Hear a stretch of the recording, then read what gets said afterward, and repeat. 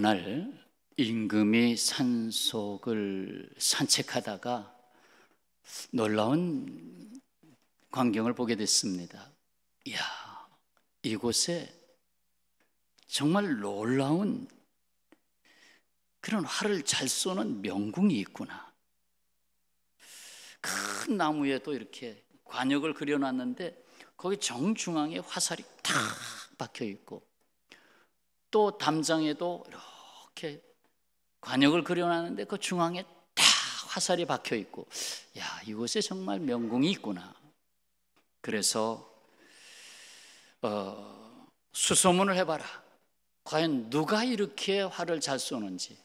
그래서 알아보게 됐습니다. 결국은 찾아냈는데 그 마을에 10살 된 꼬마 아이였습니다. 임금이 깜짝 놀라서 그 꼬마를 만나면서 하는 말이, 너무 솜씨가 훌륭하더구나. 어쩌면 그렇게 활을 잘 쏘니? 아이가 싱긋 웃으면서 임금께 대답을 합니다. 떡 먹기보다 쉽사와요. 먼저 활을 쏘고 그 다음에 동그라미를 그리면 됩니다. 참으로 웃기는 얘기죠. 그런데 우리도 그렇게 종종 하고 있습니다. 하나님의 말씀도 그렇게 적용을 하고 있다는 것이죠. 내가 정한 관역, 내가 정한 목표, 내가 원하는 거기에 말씀의 화살을 꽂아놓고 자기라고 하는 동그라미를, 그 자기라고 하는 관점을 거기다 그려 놓고 있다는 것입니다. 그러나 이제 거듭난 사람은 그럴 수 없습니다. 내 생각에다가 성경 말씀을 가져다 붙일 수가 없고, 내게 하나님을 가져다가 붙일 수가 없습니다. 오히려 하나님이 정하신 관역을 발견하게 하시려고 종종 하나님은 우리를 단련하십니다. 얘야, 내가 그린 관역이 잘못됐구나 하면서 하나님이 뜻하신 그 관역을 찾아내게 하시기 위해서 우리에게 고난이라고 하는 과정을 겪게 하십니다. 사람들의 삶을 깊이 알게 되면 알게 될수록, 누가 조금 아프시다는데 하고 전화를 걸어보면 아이고, 더 깊은 것을 알게 됩니다. 더 많은 아픔이 있는 걸 알게 됩니다. 오랫동안 고생했던 걸 알게 됩니다. 정말 고난이 없는 사람은 없습니다. 오늘 말씀 함께 읽겠습니다. 욥기 23장 10절 말씀. 그러나 내가 가는 길을 그가 아시나니 그가 나를 단련하신 후에는 내가 순금같이 되어 나오리라. 아멘. 중요한 사실입니다.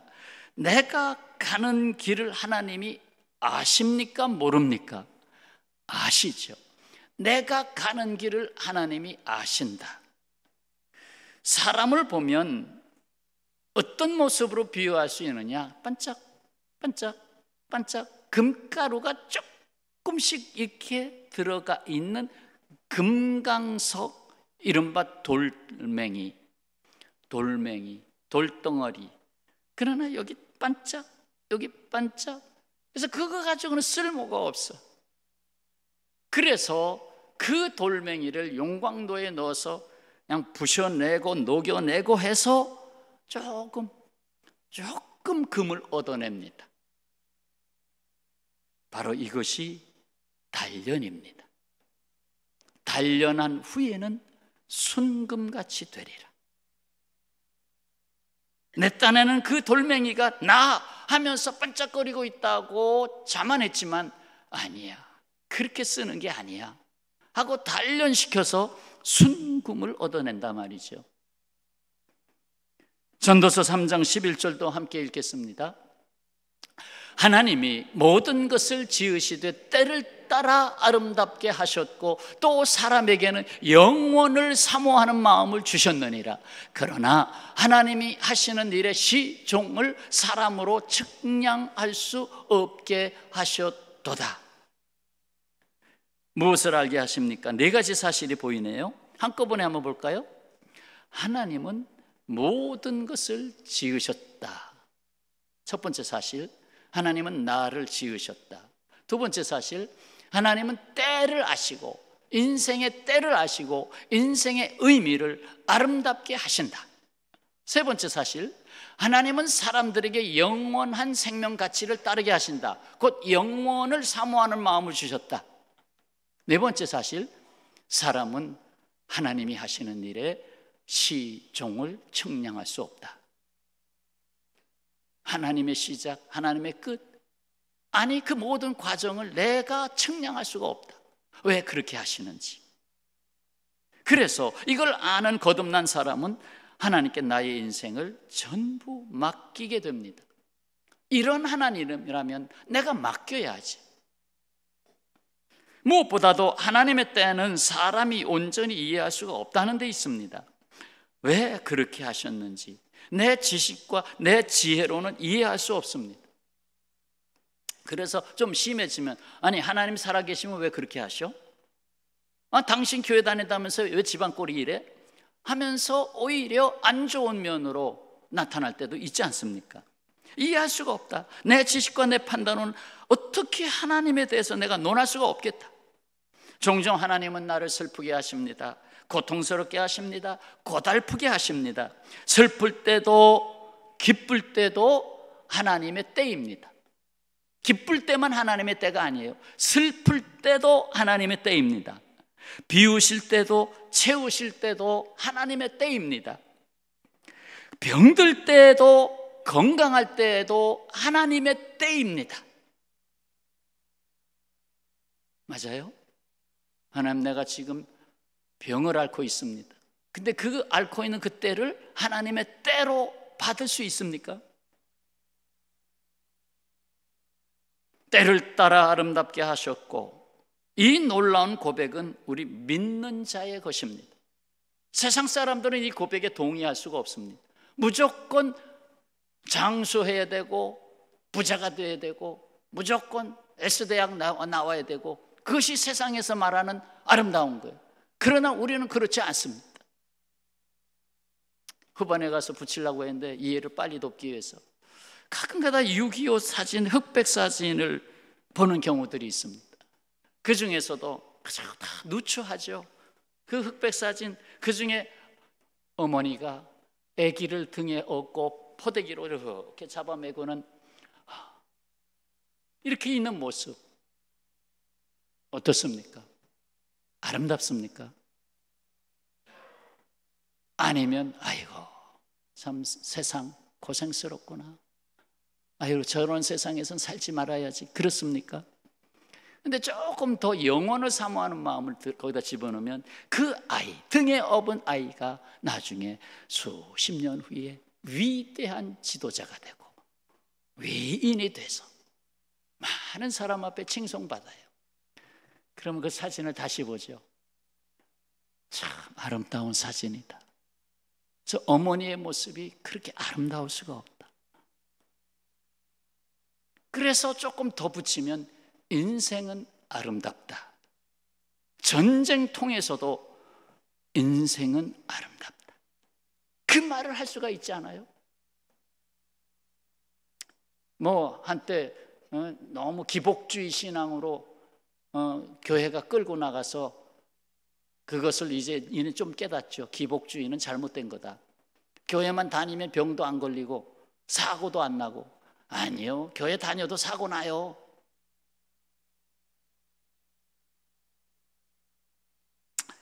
여러분, 하나님이 주신 생명에 담아주신 선물은 포장이 되어 있습니다.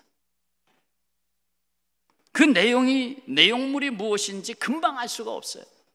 누가 이렇게 쇼핑백에다 선물을 들고 왔어. 포장이 돼서 뭘까?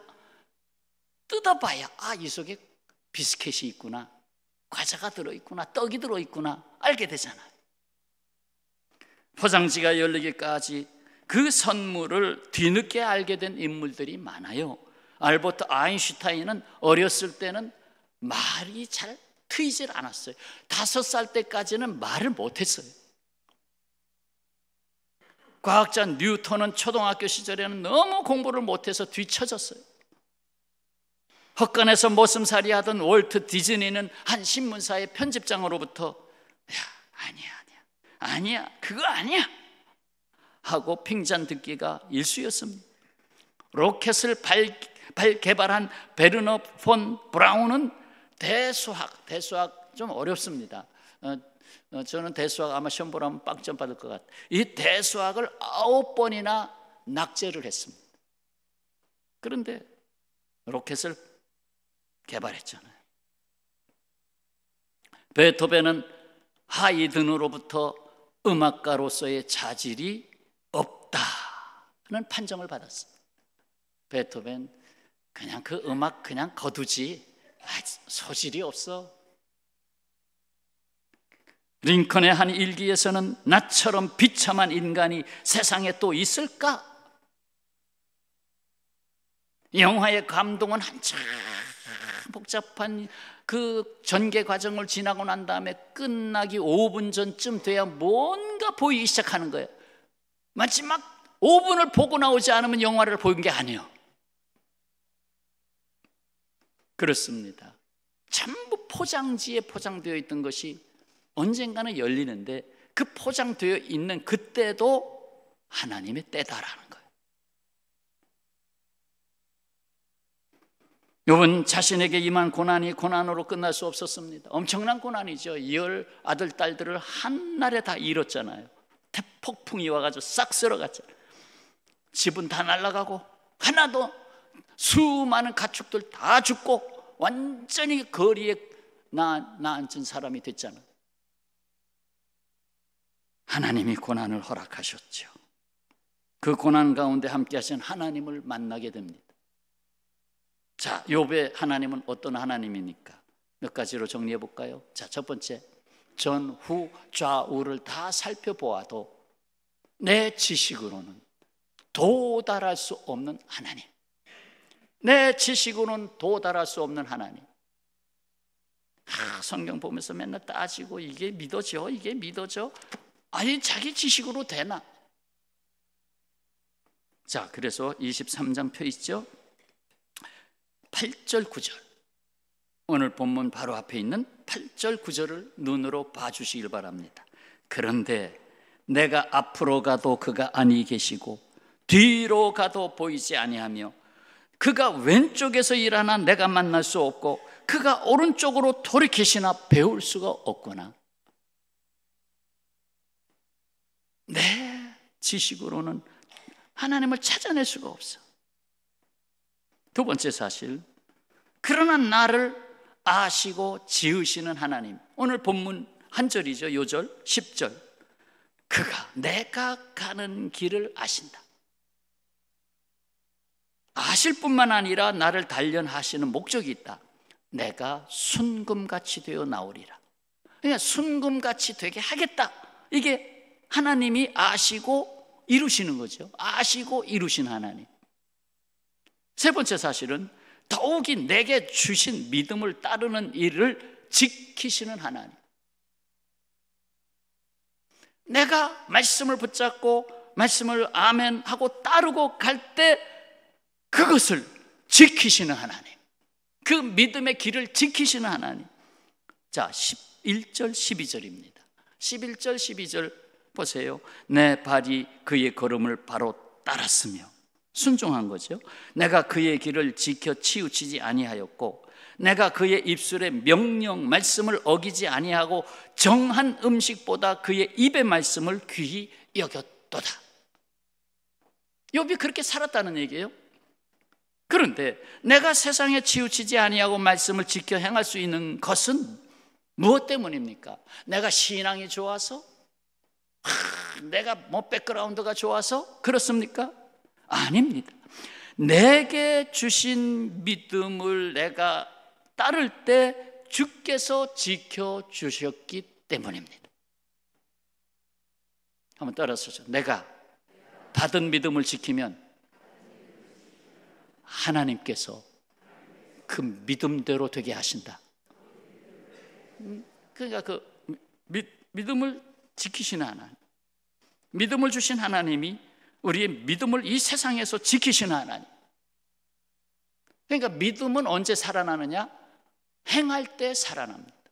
믿습니다 할 때 믿음이 있는 게 아니라 믿음으로 행할 때에 믿음이 살아난다는 말이죠. 아브라함의 믿음이 그렇잖아요. 독자 이삭을 데리고 번제단으로 나갈 때 믿음이 살아났잖아요. 사도 바울이 그 믿음을 전합니다. 로마서 8장 38절. 내가 확신하노니 사망이나 생명이나 천사들이나 권세자들이나 현재일이나 장래일이나 제가 알레르기 조금 있어요. 장래일이나 능력이나 높음이나 깊음이나 다른 어떤 피조물이라도 우리를 우리 주 그리스도 예수 안에 있는 하나님의 사랑에서 끊을 수 없으리라. 자, 네 번째 사실, 결국 내게 작정하신 것을 이루시는 하나님. 13절, 14절, 13절, 14절. 자, 성경을 보면서 같이 읽겠습니다. 그는 뜻이 일정하시니 누가 능히 돌이키랴. 그의 마음에 하고자 하시는 것이면 그것을 행하시나니 그런즉 내게 작정하신 것을 이루실 것이라. 이런 일이 그에게 많이 있느니라. 아멘. 욥기 23장 별표해놔야 돼요. 너무 귀한 말씀들이 가득합니다.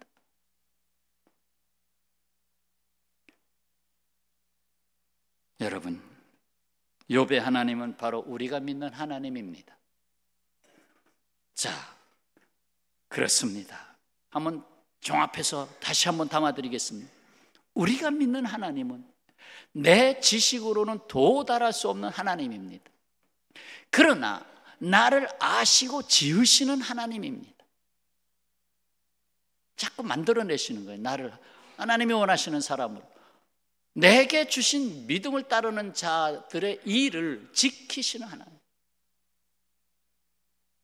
내게 작정하신 것을 이루시는 하나님. 할렐루야. 전도서 11장 5절 말씀에 성취하신 하나님을 만납니다. 자, 전도서 11장 5절 말씀도 귀한 말씀 같이 읽겠습니다. 바람의 길이 어떠함과 아이 벤 자의 태에서 뼈가 어떻게 자라는지를 네가 알지 못함 같이 만사를 성취하시는 하나님의 일을 네가 알지 못하느니라. 만사를 성취하시는 하나님의 일을 네가 알지 못하느니라. 그렇다면 욥이 이러한 연단을 받은 후에 어떠한 변화를 체험하게 됩니까? 하나님이 원하시는 목적이에요.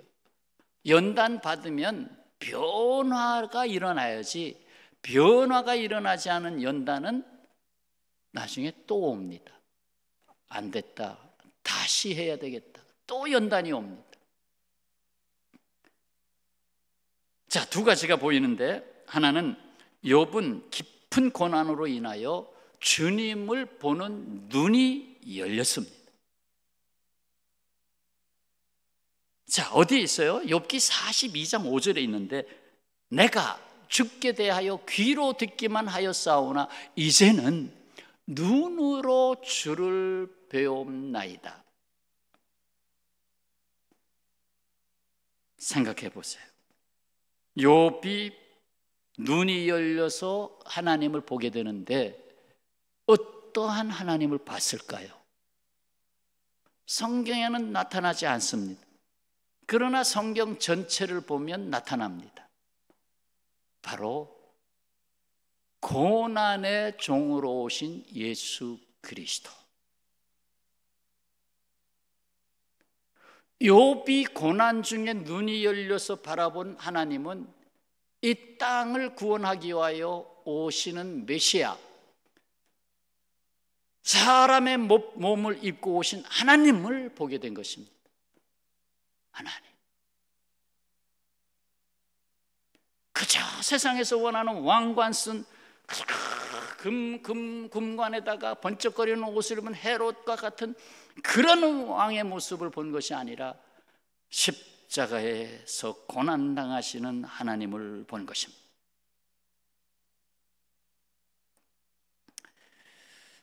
사랑하는 성도 여러분, 고난은 십자가를 지신 예수 그리스도를 보게 합니다. 고난을 겪을 때 예수님을 보지 못하면 손해가 큽니다. 예수님을 만나라고 고난이 온 건데 예수님을 보지 못하면 손해봅니다. 지금 우리가 사는 세상 전후 좌우를 바라보면 고난과 고통의 소리들로 범람하고 있습니다. 이 고통과 고난의 시대 속에 찾아오시는 주님을 깊이 만나야 합니다. 고난의 때는 구원의 때입니다. 아이고, 지금 고난이 있어요? 뭐 잘 되는 것 같은데요? 그 잘 되고 있다고 하는 때가 고난의 때입니다. 왜? 인간의 생각대로 가니까. 또한 고난은 욥으로 하여금 자신을 보는 눈을 열게 하였습니다.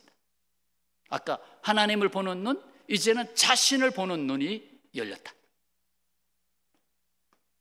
욥기 42장 6절 말씀에 그러므로 내가 스스로 거두어 드리고 어쩌면 나의 행한 것을 거두어 드리고 티끌과 제 가운데에서 회개하나이다. 회개할 것이 없었던 욥이었어요. 당대의 최고의 의인이라. 그럼에도 불구하고 고난 속에서 고난 단련받은 후에 나를 더 깊이 보게 됐습니다.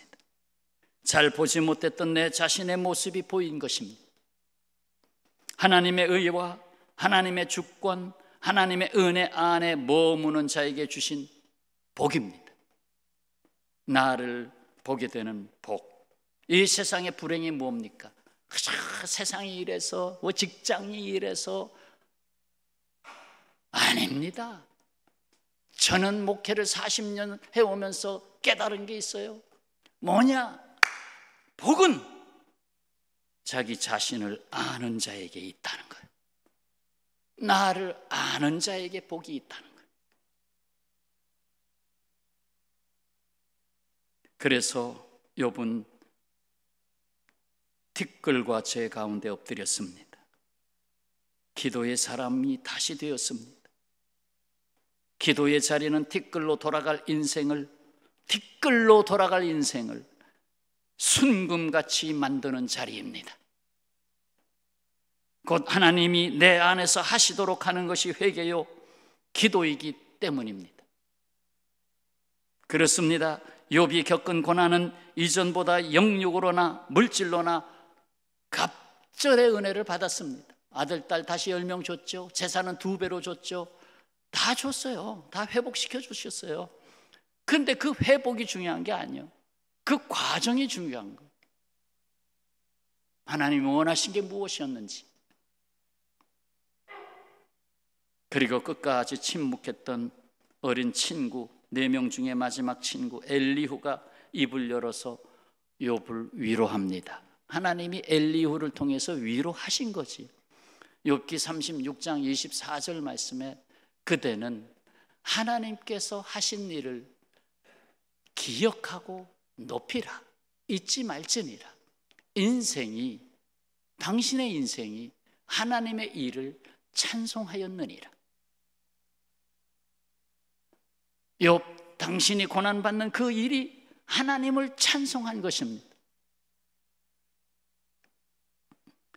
여러분, 인생은 하나님의 노래입니다.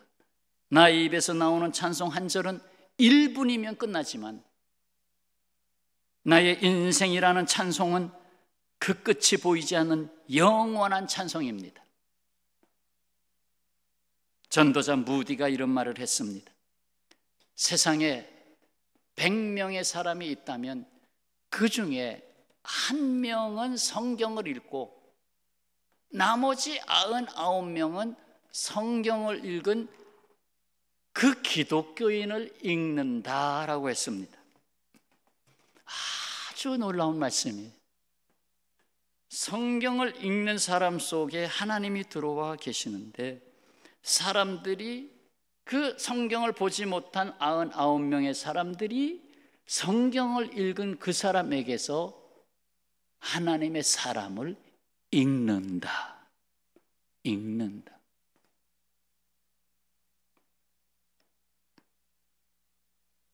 사랑하는 평화의 가족 여러분, 나의 생명의 원인은 하나님, 나의 생명의 결국도 하나님. 그래서 하나님을 경외하고 하나님의 인도하심 앞에 믿음으로 겸손히 행하는 자에게 하나님이 아시고 하나님이 기뻐하시는 영광의 열매를 이루실 것입니다. 아멘이죠? 이에 다윗은 자신의 시대가 주의 손에 있음을 알고 시편 37편 7절에서 이렇게 찬양하고 기도했습니다. 여호와 앞에 잠잠하고 참고 기다리라. 하나님이 하시고 있다. 기다리라. 성도 여러분, 고난이나 역경의 가치를 아는 사람은 그 고난의 옷을 입고 오는 생명의 복을 체험합니다. 믿으시기 바랍니다. 하나님을 경외하는 자에게 임하는 고난은 헛되지 않습니다. 반드시 고난 중에 함께 하시는 예수 그리스도를 만나고 하나님께서 작정하신 것을 이루실 것입니다. 미국의 신학자이며 풀로 신학교 설립자의 아들로서 풀로 신학대학원 학장을 역임했던 다니엘 풀러가 이런 말을 했습니다. 세상 깊은 울림으로 다가오는 문장인데요, 우리는 미래뿐 아니라 과거도 주님께 드리는 것을 배워야 합니다. 미래뿐, 주여 나의 오늘과 내일을 받으시옵소서 도 중요하지만 과거도 주님께 드리는 것을 배워야 합니다. 주님, 제가 중병의 세월을 10년을 지냈습니다. 이것도 주님께서 주신 것이오니 주님께 드리옵니다. 잘라버릴 게 아니고 이것도 주님께 드립니다.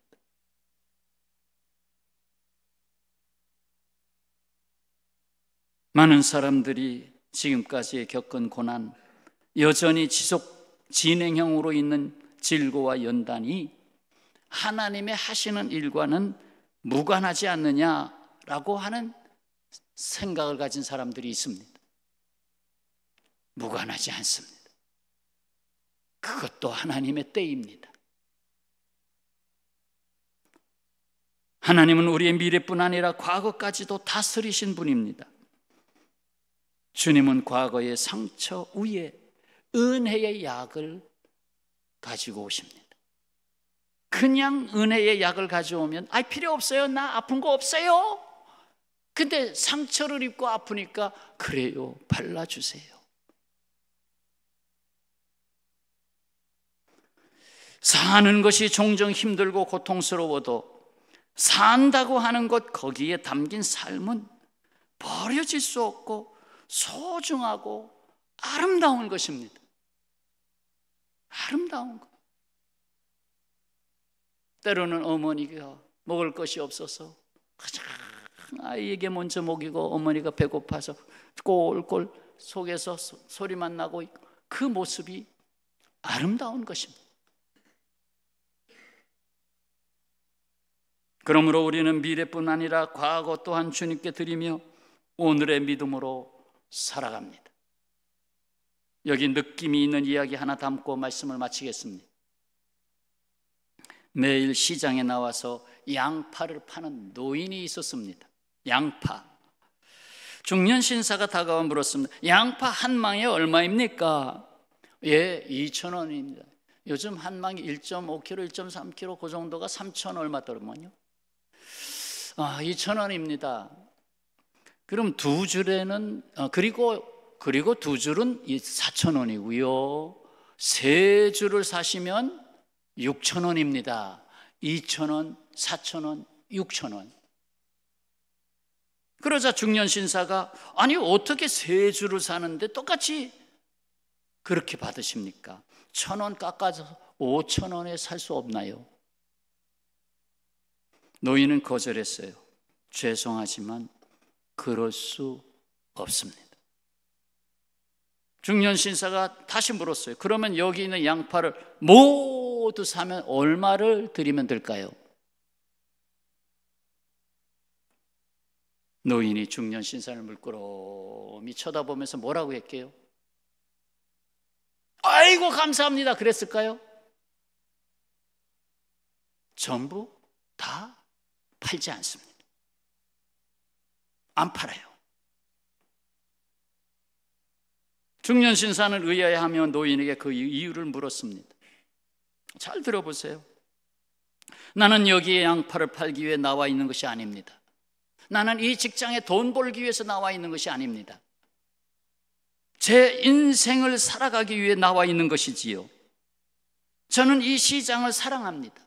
복작복작하고 사람의 싸우는 소리도 들리고 이 사람 저 사람 만나기도 하고 여기서 온종일 사람을 만나는 일이 얼마나 즐거운 일인지 모릅니다.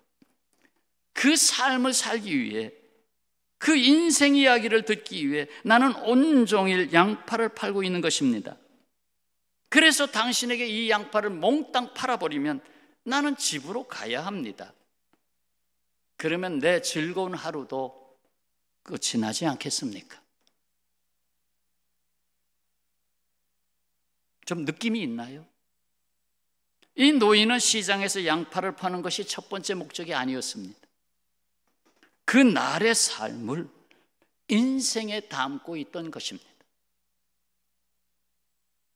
뭐 비유가 적당할지 병원에 입원하고 있어요. 병을 고치려고 입원하고 있어요. 이거 언제 태어나나? 이것만이 목적이 아닙니다. 그 입원하고 있는 기간 동안 주님이 나를 만나러 오시는 것을 더 깊이 체험하는 것입니다.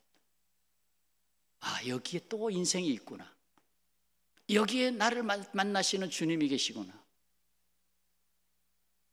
그래서 인생은 아름다운 거예요. 건강할 때도 아름답지만 아플 때도 아름답습니다. 그래서 저는 기도할 때 꼭 나으라고 기도 안 합니다. 그 병도 아름다운 거니까. 병도 친구니까. 다만 그 병이 가져오는 목적만은 놓치지 마라.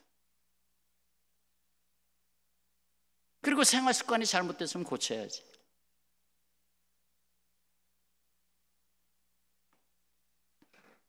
하나님을 경외하는 성도 여러분, 욥에게 주신 생명을 다시 알게 하려고, 다시 눈을 뜨게 하려고 고난을 입히셨습니다. 그 고난의 의미를 복되게 하셨습니다. 오늘 말씀 4줄로 다시 요약해서 담아드리겠습니다. 나의 삶에 어떤 연단이 있어도, 어떤 아픔이 있어도 하나님은 나를 연단하신 후에 티끌 같은 인생을 순금 같은 생명으로 일구어내실 것입니다. 연단도 하나님이 주신 찬송가 가사입니다. 기도하겠습니다.